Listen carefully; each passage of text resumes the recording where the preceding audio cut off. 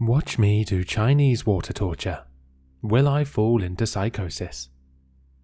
Yeah, you heard that right.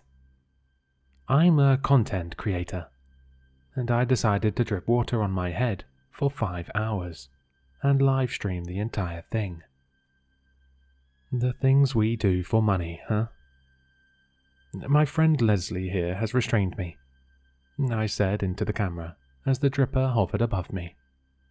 My hands are handcuffed behind my back, my ankles are strapped to the chair, and I am completely unable to move.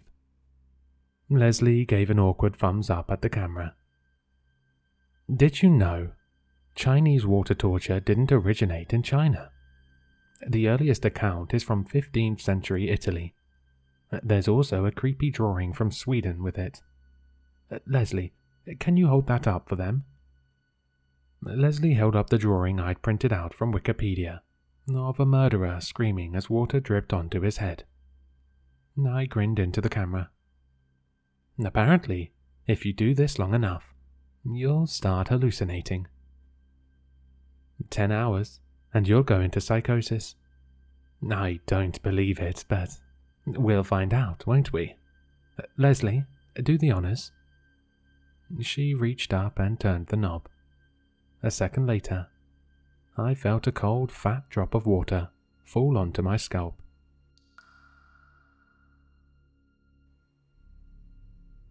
"1 hour has passed," I said, looking into the camera I'd placed across the room. "I feel mostly good. The water was really annoying at first, but I've gotten used to it. I just wish I could dry off my face and get out of these handcuffs." The metal was biting into my wrists, and my left hand was asleep. But I was stuck, like an idiot. I had no backup plan. I had to wait for Leslie. 4 hours to go. Hour 2. This sucks. I nodded to my sweatshirt, which was soaked.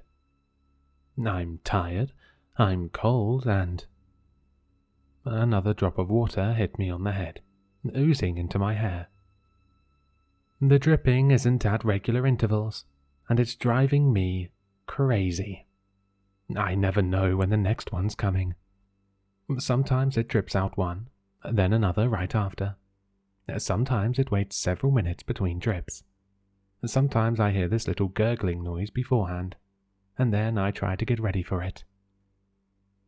But somehow that makes it worse, you know? This still wasn't as bad as the frosting challenge I did last year. Don't ask. But it was starting to become very unfun. Maybe Dad was right. Maybe it was time for me to get a real job. 3 hours. I was cold, my wrists stung, and there was this pressure in my chest, a ball of anxiety as I waited for that next god-forsaken drop of water to hit me. It was stupid. Logically, I knew that. It was just water. But the repetition and the irregularity of it was like listening to a ticking clock. A broken clock, out of rhythm, out of sync. Tick, tick, tock. Tock, tick, tick. Sometimes I heard a soft gurgling sound and my entire body would seize up.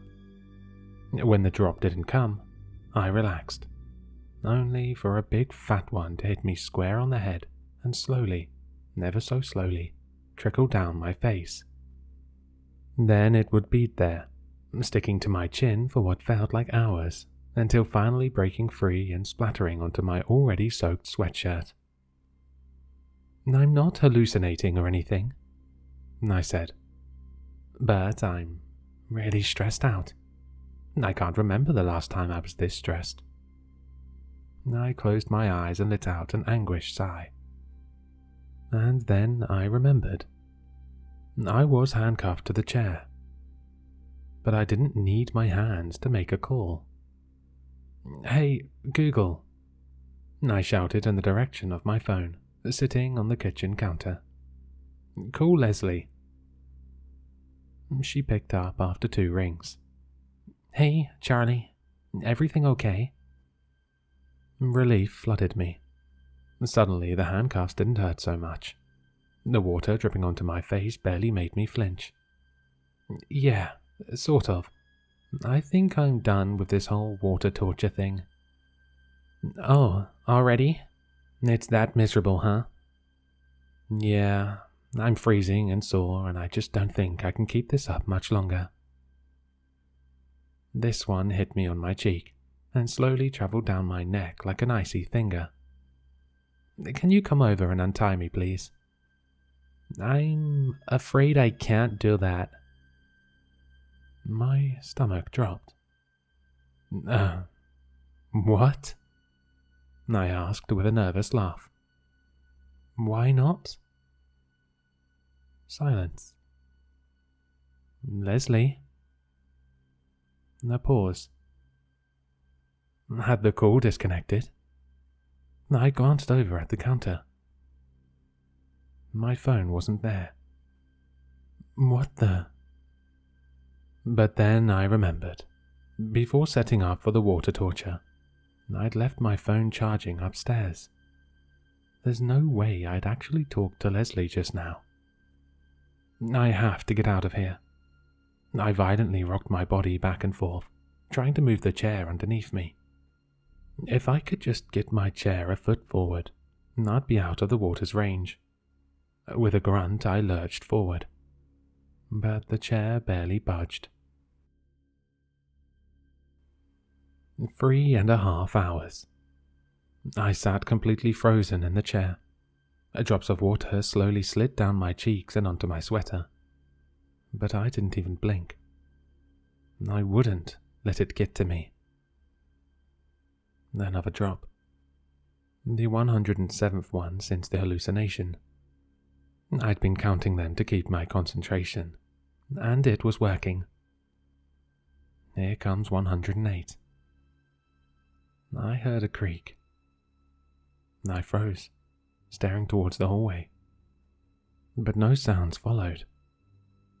I let out the breath I'd been holding and closed my eyes, trying to calm myself. Breathe in. Breathe out. In less than 2 hours, Leslie will be here. I just have to make it until then. As I finished that thought, something cold poked against my spine. I froze as it slowly, carefully, made its way up my back. Tears burned my eyes as I resisted the urge to turn around. It's not real. It's not real. But it felt real. In my research of water torture, I'd read about an artist in New Zealand who'd done it as a part of some art exhibit. In the final hours, she said she felt the presence of her dead husband, stroking his finger up and down her back. But the cold finger slowly moving up my spine did not feel loving. I began to sob as it passed my shoulder blades, heading towards my neck.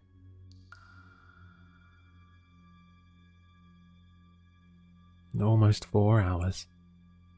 I heard a child laughing softly, just beyond my view in the hallway.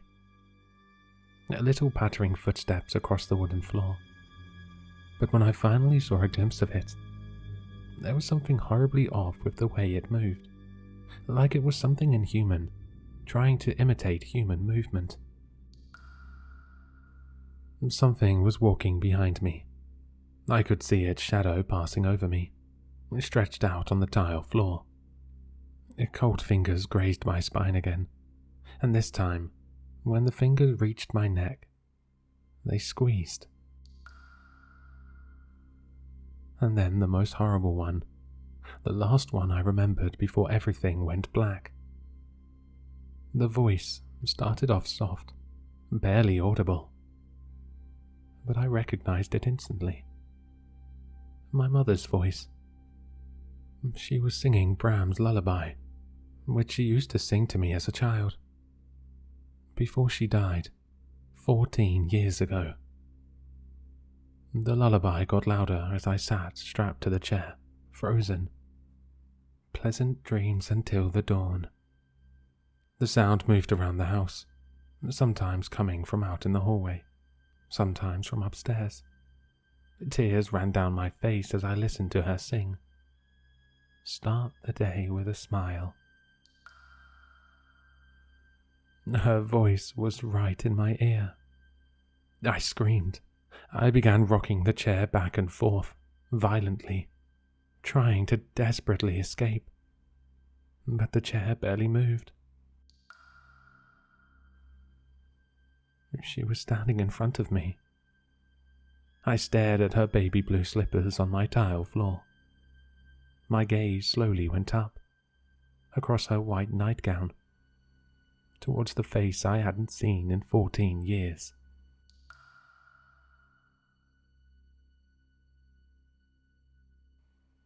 I woke up in the hospital. Leslie's face hung over mine, her eyes red and swollen from crying. I was so worried about you. I thought we lost you. That night after I returned home, I watched a replay of the live stream. I fast-forwarded to the last thing I remember, around 4 hours into the video. I could see myself sitting on the chair, the dripper hanging above me. I watched myself scream as I heard my mother's voice in my ear. Then I saw my eyes slowly travel upwards and stop about 5 feet off the ground, where her face would be. Then I violently turned away and began bashing my head into the kitchen table. After several sickening thwacks, I could see the blood, thick patches blooming out of my hair, running down my face. But I didn't stop. If anything, I sped up, wildly thrashing my head into the table, as hard as I possibly could. And then my entire body went still. I'd knocked myself unconscious. I watched in horror as I lay there, eyes closed, blood pooling out onto the table. No wonder Leslie had thought I was dead. Several minutes went by, and then I saw her run into the frame, frantically tending to me. But then I saw something else. Just for a second. In the water pooled on the floor, a dark shape, flitting across the reflections, then vanishing from sight. Maybe there is more to water torture than we thought.